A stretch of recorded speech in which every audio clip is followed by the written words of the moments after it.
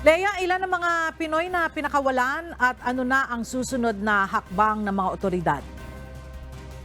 Magandang tanghali sa iyo, Ella. Nasa 373 na mga Pilipino itong pinakawala ng mga otoridad mula nga dyan sa sinalakay na Pogo Hub sa Tarlac noong Miyerkules. Ito'y matapos nga ang isinagawang verifikasyon at nalaman na wala naman silang kinalaman sa illegal na aktibidad ng mga dayuhang suspect.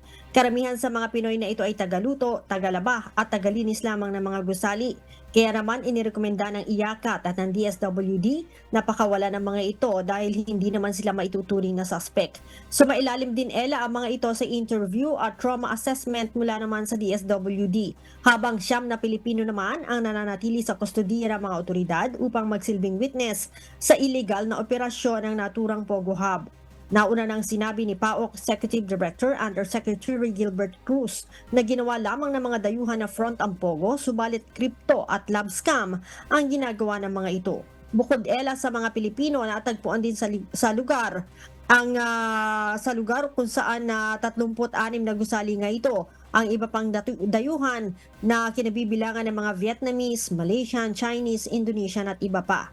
8 Chinese na suspect naman Ella ang sinampahan na ng kasong human trafficking at serious illegal detention. Ella?